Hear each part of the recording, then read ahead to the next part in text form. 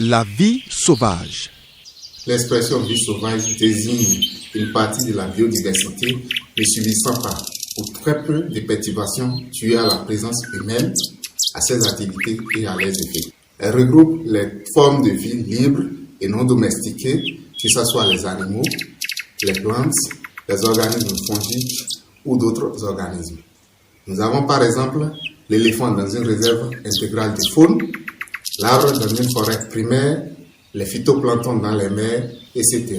Voici une définition plus simple de la vie sauvage. La vie sauvage, c'est essentiellement sur deux volets.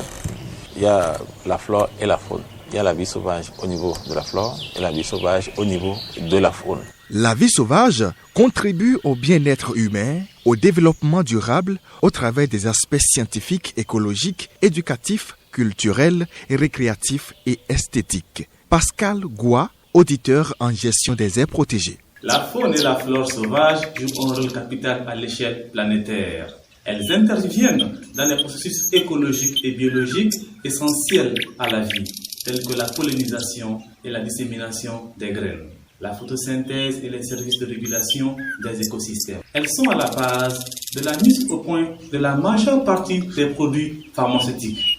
Elles sont également la principale source alimentaire dans beaucoup de régions du monde. La vie sauvage a aussi un aspect esthétique et joue un rôle culturel et récréatif.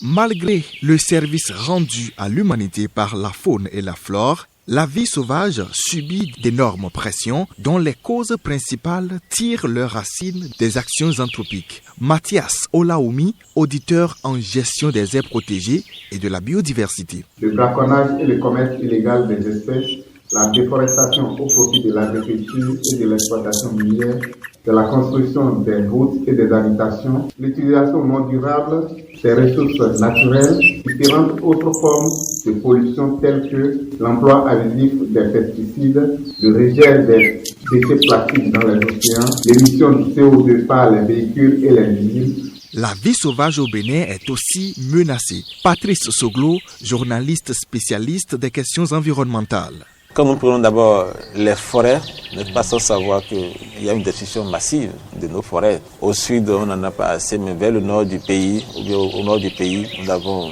beaucoup d'hectares de forêts qui ont été dévastées. Je donne toujours pour exemple les décapés. Et en dehors de ça, il y a la production agricole qui fait que les gens détruisent énormément les forêts pour avoir de l'espace pour produire. Alors que, je dis, on peut faire tout ça de façon intelligente.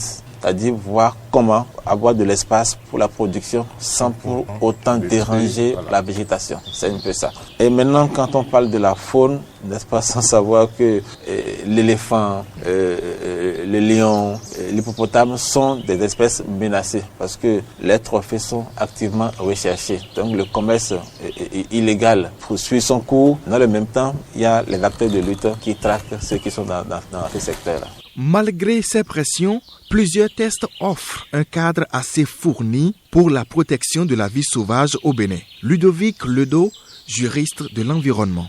Nous avons d'abord notre constitution qui prévoit déjà en son article 27 ce qu'il faut pour la préservation non seulement de l'environnement, de la biodiversité, de tout ce que nous avons. L'article 27 qui rappelle à chacun le rôle qu'il doit jouer, que ce soit les populations, que ce soit l'État. Et nous avons maintenant les tests qui organisent ces différents domaines de l'environnement. Nous avons la loi 2002-7 du 18 octobre 2004 qui organise un peu tout ce qui concerne la faune en République du Bénin. Des actions pratiques sont aussi menées par le pouvoir en place et les acteurs de protection de la vie sauvage afin de sauvegarder les espèces fauniques et floristiques menacées au Bénin. Patrice Soglo et Ludovic Ledo, respectivement journalistes et juristes spécialistes de l'environnement. Je voudrais commencer par nos parcs Pendiari et W qui sont mieux suivis aujourd'hui, mieux protégés qu'avant. Par le passé, n'importe qui peut rentrer. Les gens entrent souvent nuitamment dans les parcs, ils séjournent et ramassent nos animaux sauvages pour aller faire ce qu'ils veulent. Mais aujourd'hui, ce n'est plus le cas. Il y a les rangers, il y a beaucoup d'autres outils qui permettent de surveiller le parc et ces ressources-là maintenant sont de plus en plus valorisées. Il y a le tourisme surtout qui fait que le Bénin est connu à partir de ses ressources. D'un autre côté, il y a les acteurs qui luttent.